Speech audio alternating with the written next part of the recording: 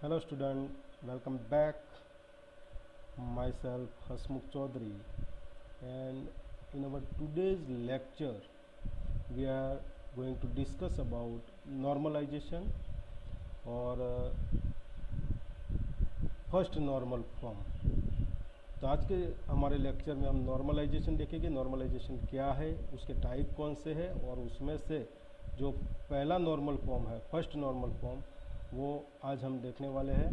Start करते हैं। What is normalization? Normalization is used to remove pitfalls such as data redundancy and various anomalies of poorly designed database। अगर हम database को poorly design करते हैं तो उसमें कुछ पिटफॉल्स रह जाते हैं, जैसे कि डेटा रिडंडेंसी है और कुछ एनोमलीज है, जैसे कि अपडेट एनोमलीज है, इंसर्ट एनोमलीज है, डिलीट एनोमलीज है। तो ये एनोमलीज क्या है, ये पिटफॉल्स क्या है? तो ये पिटफॉल्स ऐसी चीज़ है कि इन फ्यूचर अगर हम कोई वैल्यू इंसर्ट करने के लिए प्रयास करते हैं या डिलीट करने के लिए या अपडेट करने के लिए प्रयास करते हैं तो वहाँ पर एरर आ जाता है, प्रॉब्लम आती है। तो इस तरह की जो प्रॉब्लम है वो अगर हमने डेटाबेस को पुअरली डिज़ाइन किया है तो इस तरह की प्रॉब्लम्स आती है इन फ्यूचर, और इसे पिटफॉल्स बोलते हैं। तो ऐसे पिटफॉल्स को दूर करने के लिए नॉर्मलाइजेशन का यूज़ होता है। Normalization is the iterative process which proceeds in top down fashion by evaluating each relation against the criteria for normal forms and decompose relation if required. Normalization क्या है? तो इटरेटिव प्रोसेस है। Iterative क्यों बोलते हैं? तो हमारे जितने भी नॉर्मल फॉर्म है वो सबको हमें अप्लाई करना है। पहले हमारे पास अगर कोई रिलेशन है तो फर्स्ट नॉर्मल फॉर्म को अप्लाई करना है, फिर सेकंड नॉर्मल फॉर्म को। तो इटरेटिव प्रोसेस है। दूसरा है टॉप डाउन फैशन। तो हमारे पास कोई रिलेशन है तो उस पर हमने नॉर्मल फॉर्म के अप्लाई किया, अगर वो सेटिस्फाइड नहीं होता है तो इसको हम डीकम्पोज करेंगे। जो डीकम्पोज करके हमें जो रिलेशन मिलते हैं अगेन फिर उस पर नॉर्मल फॉर्म के को अप्लाई करेंगे। अगर वो भी सेटिस्फाइड नहीं होते तो अगेन उसको डीकम्पोज करेंगे। इसीलिए उसे बोलते हैं top down fashion by evaluating each relation again the criteria of normal form. तो जितने भी रिलेशन है वो रिलेशन को नॉर्मल फॉर्म के जो क्राइटेरिया है वो मैच करने हैं। अगर मैच नहीं होते हैं तो उसको डीकम्पोज करना है। देखते हैं, सपोज हमारे पास कोई रिलेशन है अकाउंट ब्रांच। तो सबसे पहले हम क्या करेंगे? Check the criteria for normal form. हम देखेंगे जो नॉर्मल फॉर्म के क्राइटेरिया है वो अप्लाई करेंगे और देखेंगे कि क्राइटेरिया सेटिस्फाइड होते हैं। अगर सेटिस्फाइड होते हैं तो हम सेकंड नॉर्मल अगले नॉर्मल फॉर्म के लिए जाएंगे, और नहीं होते हैं तो इस रिलेशन को हम डीकम्पोज करेंगे। तो ये जो प्रोसेस है इसे बोलते हैं नॉर्मलाइजेशन प्रोसेस। कि हमारे पास कोई रिलेशन है तो उसको हम क्राइटेरिया के लिए चेक करेंगे। अगर क्राइटेरिया सेटिस्फाइड होता है तो अगले नॉर्मल फॉर्म के लिए चेक करेंगे। अगर नहीं होता है तो उसको डीकम्पोज करके नए रिलेशन बनाएंगे, और जो नए रिलेशन है वो उस तरह से बनाएंगे कि उसमें वो क्राइटेरिया सेटिस्फाई हो।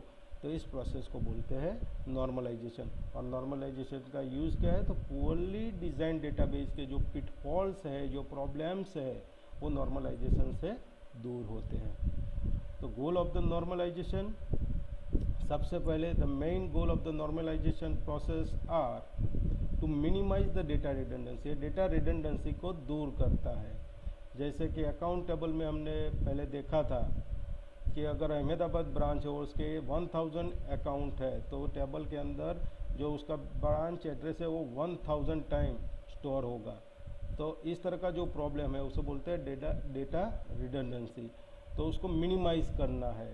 To minimize insert update and delete anomalies. हमने आगे जो बताया एनोमलीज में कि अगर हमें वैल्यू इंसर्ट करना है हम नहीं कर सकते, अपडेट करना है नहीं कर सकते, अगर डिलीट करना है नहीं कर सकते। तो इस तरह के जो प्रॉब्लम है, जब वैल्यू को हम इंसर्ट करने की कोशिश करते हैं, अपडेट करने की कोशिश या डिलीट करने की कोशिश करते हैं, उस वक्त जो प्रॉब्लम आते हैं उसे एनोमलीज बोलते हैं। और ऐसी जो एनोमलीज है उसको मिनिमाइज़ करना है। तो नॉर्मलाइजेशन के दो गोल है, एक तो डेटा रिडंडेंसी को मिनिमाइज़ करना है, दूसरा है इंसर्ट अपडेट और डिलीट एनोमलीज जो है उसे मिनिमाइज़ करना है। Different types of normal form. तो कितने टाइप्स के नॉर्मल फॉर्म है? तो एक है फर्स्ट नॉर्मल फॉर्म जिसे हम 1NF बोलते हैं, second normal form 2NF, third normal form 3NF, उसके बाद है पॉइस कोड नॉर्मल फॉर्म जिसे हम BCNF बोलते हैं, फिर फोर्थ नॉर्मल फॉर्म जिसे हम 4NF और फिफ्थ नॉर्मल फॉर्म जिसे हम 5NF बोलते हैं।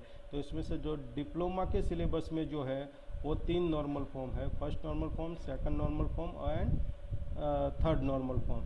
तो आगे के जो नॉर्मल फॉर्म है आपको डिग्री में आएंगे। अब डिप्लोमा में GTU के सिलेबस के अकॉर्डिंग हमें सिर्फ 3 नॉर्मल फॉर्म को देखना है। तो सबसे पहले हम देखते हैं first normal form. What is first normal form? This is the lowest normal form, ये सबसे नीचे का नॉर्मल फॉर्म है। Normalization process start with applying criteria of first normal form to the given relation. अगर हमारे पास कोई रिलेशन है तो हम सबसे पहले फर्स्ट नॉर्मल फॉर्म के क्राइटेरिया को अप्लाई करेंगे। अगर वो क्राइटेरिया सेटिस्फाइड होते हैं, देखो यहाँ पर बताया, if the given relation does not satisfy the criteria of first normal form it is decomposed and converted in relation which satisfies the criteria of first normal form, else it is passed to apply criteria of second normal form। तो अब सबसे पहले अगर हमारे पास कोई relation है तो उस पर हम फर्स्ट नॉर्मल फॉर्म के जो क्राइटेरिया है उसे अप्लाई करेंगे। अगर वो क्राइटेरिया सेटिस्फाइड नहीं होते हैं तो अगर हम उसको डिकम्पोज करेंगे, और डिकम्पोज करके जो रिलेशन बनेंगे वो इस तरह से बनाएंगे कि फर्स्ट नॉर्मल फॉर्म के क्राइटेरिया सेटिस्फाई हो। अगर क्राइटेरिया मैच हो जाते हैं, सेटिस्फाई हो जाते हैं, तो फिर हम उसको सेकंड नॉर्मल फॉर्म के लिए चेक करेंगे। तो इस तरह से हम इटरेटिव प्रोसेस में उसे चेक करते जाएंगे। तो criteria of first normal form, तो फर्स्ट नॉर्मल फॉर्म के क्राइटेरिया क्या है? Relation R is in first normal form if it does not have any composite attribute और मल्टी वैल्यू एट्रीब्यूट और देयर कॉम्बिनेशन। तो हमें जो रिलेशन दिया गया है वो फर्स्ट नॉर्मल फॉर्म में है, ऐसा हम कब बोल सकते हैं? तो अगर उसमें कोई कंपोजिट एट्रीब्यूट नहीं है, कोई मल्टी वैल्यूड एट्रीब्यूट नहीं है, या दोनों का कॉम्बिनेशन नहीं है, तो हम बोल सकते हैं कि ये रिलेशन फर्स्ट नॉर्मल फॉर्म में है। तो फर्स्ट नॉर्मल फॉर्म का क्राइटेरिया क्या है कि रिलेशन के अंदर कंपोजिट एट्रीब्यूट नहीं होना चाहिए और दूसरा मल्टी वैल्यूड एट्रीब्यूट नहीं होना चाहिए। कंपोजिट एट्रीब्यूट क्या है? तो अगर हमारे पास 2 या 3 एट्रीब्यूट है, एक से ज़्यादा एट्रीब्यूट है, तो उसको कंबाइन करके एक ही एट्रीब्यूट अगर बनाया है तो उसे कंपोजिट एट्रीब्यूट कहते हैं। जैसे कि एड्रेस, तो एड्रेस में सोसाइटी आ जाता है, एरिया आ जाता है, सिटी आ जाती है, तो ये सबको कंबाइन करके एक ही एट्रीब्यूट बनाया एड्रेस, तो उसे कंपोजिट एट्रीब्यूट बोलते हैं। दूसरा एग्जाम्पल है फुल नेम, तो उसमें फर्स्ट नेम होता है, मिडिल नेम होता है, लास्ट नेम होता है, तो ये 3 एट्रीब्यूट को कंबाइन करके क्या बनाया? फुल नेम, तो वो भी कंपोजिट एट्रीब्यूट है। अब मल्टी वैल्यूड एट्रीब्यूट की बात करते हैं तो ऐसा एट्रीब्यूट जिसमें एक से ज़्यादा वैल्यू हो, जैसे कि कॉन्टैक्ट नंबर, तो किसी के पास एक कॉन्टैक्ट नंबर होता है, किसी के पास 2 होते हैं, किसी के पास 3 होते हैं, तो जो कॉन्टैक्ट नंबर है वो मल्टी वैल्यूड एट्रीब्यूट है। उसका दूसरा एग्जाम्पल है ऑथर। अगर कोई बुक की हम बात करते हैं तो उसके जो ऑथर है, किसी बुक का एक ऑथर होता है, किसी बुक का 2 ऑथर होते हैं, या 2 से ज़्यादा ऑथर भी होते हैं, तो जो ऑथर एट्रीब्यूट जो है वो भी मल्टी वैल्यूड एट्रीब्यूट है। तो फर्स्ट नॉर्मल फॉर्म के क्राइटेरिया क्या है कि जो हमारे पास रिलेशन है उसमें कंपोजिट एट्रीब्यूट नहीं होना चाहिए और दूसरा मल्टी वैल्यूड एट्रीब्यूट नहीं होना चाहिए। अगर है तो हमें उसे रिमूव करना है। तो एग्जाम्पल लेकर के देखते हैं। Consider the following relation. यहाँ पर मैंने कस्टमर रिलेशन लिया है। यहाँ पर आप देख सकते हो कि यहाँ पर 4 एट्रीब्यूट है, CID, name, address and contact number. अब एड्रेस एट्रीब्यूट जो है वो कंपोजिट एट्रीब्यूट है। क्यों?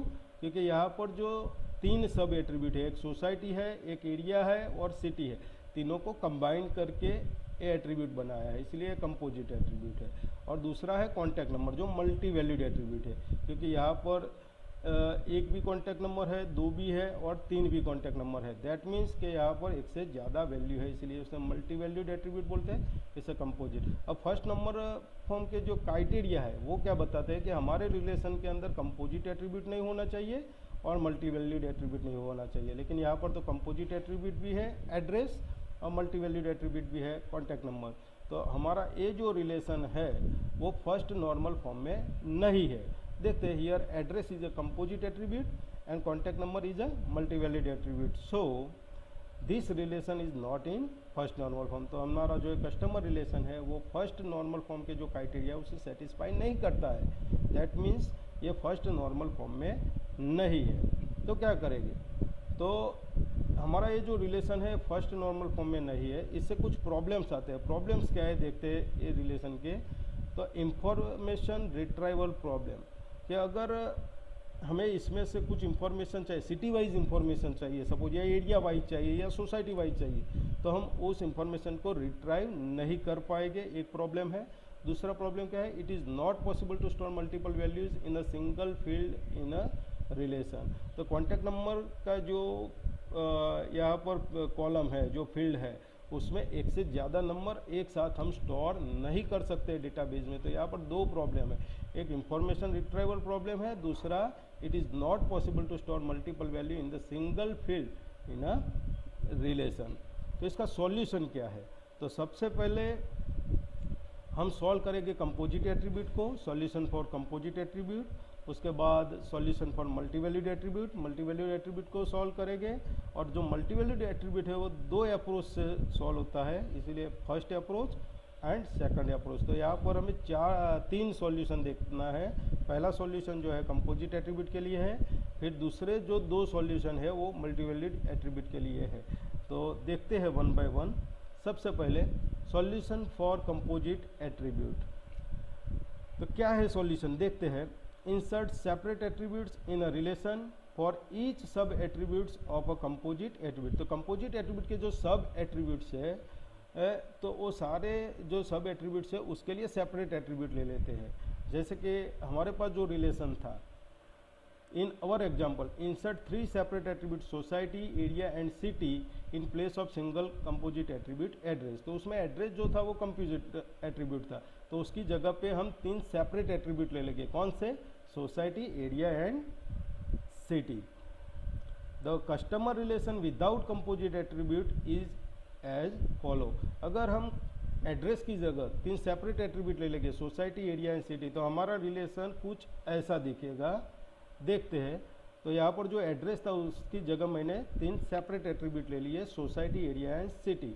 तो हमारा जो कस्टमर रिलेशन है उसमें अब कितने एट्रीब्यूट है, CID, name, society, area, city and contact number. तो अब हम देख सकते हैं कि यहाँ पर कोई भी कंपोजिट एट्रीब्यूट नहीं है। तो जो ये कंपोजिट एट्रीब्यूट वाला प्रॉब्लम था वो यहाँ पर सॉल्व हो गया। अब अगर हमें डेटा को, इंफॉर्मेशन को रिट्राइव करना है यूजिंग सिटी तो भी हम कर सकते हैं, एरिया से करना है तो भी हम कर सकते हैं, और सोसाइटी से करना है तो भी अब हम कर सकते हैं। अब सॉल्यूशन फॉर मल्टीवैल्यूड एट्रीब्यूट, तो उसका फर्स्ट अप्रोच पहले देखते हैं। Determine maximum allowable values upper bound for a multivalued attribute. तो जो मल्टीवैल्यूड एट्रीब्यूट है उसके लिए मैक्सिमम अलाउेबल वैल्यू को हम डिटरमाइन करते हैं। जैसे कि कॉन्टैक्ट नंबर है तो हम मैक्सिमम कितने कॉन्टैक्ट नंबर ले सकते हैं वो हमें डिसाइड करना है। जैसे कि अगर उसे अपर बाउंड बोलते हैं, जैसे कि हम 2 कॉन्टैक्ट वैल्यू तक स्टोर करवाना चाहते हैं तो 2 क्या हो जाएगा, अपर बाउंड हो जाएगा। तो सबसे पहले हमें क्या करना है, डिटरमाइन मैक्सिमम अलाउेबल वैल्यूज, और we can say upper bound for a multivalued attribute. Then insert separate attributes in a relation in place of multivalued attribute. और फिर हमें क्या करना है, अगर हमारा अपर बाउंड 2 है कॉन्टैक्ट नंबर के लिए तो हमें 2 सेपरेट एट्रीब्यूट लेना है, contact number 1 and contact number 2। Suppose हमारा अपर बाउंड 3 है तो हमें 3 सेपरेट एट्रीब्यूट लेना है, contact number 1, contact number 2 and contact number 3। तो देखते हैं कि अगर हम अपर बाउंड को 2 लेते हैं और कॉन्टैक्ट नंबर की जगह contact number 1 and contact number 2 लेते हैं तो हमारा रिलेशन कैसा होगा। तो आप देख सकते हैं कि यहाँ पर CID, name, society, area, city, contact number 1 and contact number 2। तो पहला कॉन्टैक्ट नंबर हम यहाँ पर स्टोर करेंगे, दूसरा कॉन्टैक्ट नंबर यहाँ पर स्टोर करेंगे, और तीसरे कॉन्टैक्ट नंबर को हमें स्टोर नहीं करना है क्योंकि हमने अपर बाउंड 2 लिया है। तो हम 2 वैल्यू यहाँ पर स्टोर कर सकते हैं क्योंकि यहाँ पर 2 सेपरेट एट्रीब्यूट हमने लिए हैं, contact 1 and contact number 2। Here our maximum allowable value or upper bound is 2, so we should insert 2 separate attributes, contact number 1 and contact number 2 in place of single attribute contact number. तो हमारा जो single attribute था contact number, उसकी जगह हमने दो separate attribute ले लिए हैं, contact number 1 and contact number 2, क्योंकि हमारा अपर बाउंड जो था वो 2 है। ऐसा करने से जो मल्टी वैल्यूड एट्रीब्यूट का जो प्रॉब्लम था वो यहाँ पर सॉल्व हो जाता है। लेकिन यहाँ पर दूसरा एक प्रॉब्लम है। सपोज हमारा जो मल्टी वैल्यूड एट्रीब्यूट है वो अगर ऑथर है और ये जो रिलेशन है किसी बुक का रिलेशन है, तो यहाँ पर बुक आईडी होगा, बुक नेम होगा, तो उसके जो ऑथर है तो किसी बुक का एक ऑथर होगा, किसी बुक के 2 ऑथर होंगे, किसी बुक के 3 ऑथर होंगे। तो ऑथर में हम अपर बाउंड नहीं ले सकते हैं, जितने भी ऑथर है उसके नाम हमको स्टोर करवाने पड़ेंगे। तो ऐसी सिचुएशन में हम फर्स्ट अप्रोच का यूज़ नहीं कर सकते, इसीलिए हम सेकंड अप्रोच का यूज़ करेंगे। देखते हैं सेकंड अप्रोच क्या है। Remove the multi valued attribute and place it in a separate relation along with primary की ऑफ गिवन ओरिजिनल रिलेशन। तो हमारा जो ओरिजिनल रिलेशन है उसकी जो प्राइमरी की है उसके साथ मल्टी वैल्यूड एट्रीब्यूट को दूसरे टेबल में लेना है। तो ऐसा करने से जो मल्टी वैल्यूड एट्रीब्यूट का जो प्रॉब्लम था वो दूर हो जाएगा। देखते हैं हमारे रिलेशन को इस तरह से डिकम्पोज हम करते हैं और 2 रिलेशन बनाते हैं। पहले रिलेशन के अंदर हम CID, name, society, area and city इतने एट्रीब्यूट्स लेते हैं और हमारा जो मल्टी वैल्यूड एट्रीब्यूट था कॉन्टैक्ट नंबर उसे हम दूसरे रिलेशन में ले जाएंगे। किसके साथ? तो हमारे रिलेशन का जो प्राइमरी की है CID, तो CID के साथ हम उसे दूसरे रिलेशन में ले जाएंगे कस्टमर कॉन्टैक्ट में। तो आप देख सकते हैं कि ये जो पहला रिलेशन है कस्टमर, उसमें CID, name, society, area and city है, और जो दूसरा रिलेशन है उसमें कॉन्टैक्ट नंबर को हमने अलग कर दिया है विथ CID। तो CID यहाँ पर भी प्राइमरी की है। और देखते हैं कि पहला जो कस्टमर था उसके पास एक कॉन्टैक्ट नंबर था तो इस तरह से स्टोर हुआ, दूसरे कस्टमर के पास 2 कॉन्टैक्ट नंबर थे तो इस तरह से स्टोर हुए, और जो चौथे नंबर का कस्टमर था C04 उसके पास 3 कॉन्टैक्ट नंबर थे तो तीनों 3 कॉन्टैक्ट नंबर यहाँ पर हम स्टोर कर सकते हैं। तो ये ऑथर वाली जो प्रॉब्लम था कि हम अपर बाउंड नहीं ले सकते, जितनी भी वैल्यू है उसको हमें स्टोर करवाना है, तो फिर हमें सेकंड अप्रोच से इसको सॉल्व करना पड़ेगा। तो यहाँ पर हमने क्या किया, here we should remove the contact number and place it in a separate relation customer contact along with the primary key CID। तो यहाँ से हमारा जो कॉन्टैक्ट नंबर एट्रीब्यूट था उसको हमने पहले टेबल में से रिमूव कर दिया और उसको दूसरा जो टेबल हमने यहाँ पर बनाया कस्टमर कॉन्टैक्ट, वहाँ पर CID के साथ स्टोर कर दिया। तो ऐसा करने से जो मल्टी वैल्यूड एट्रीब्यूट का जो प्रॉब्लम था वो भी सॉल्व हो जाता है। तो दोस्तों आज हमने देखा फर्स्ट नॉर्मल फॉर्म।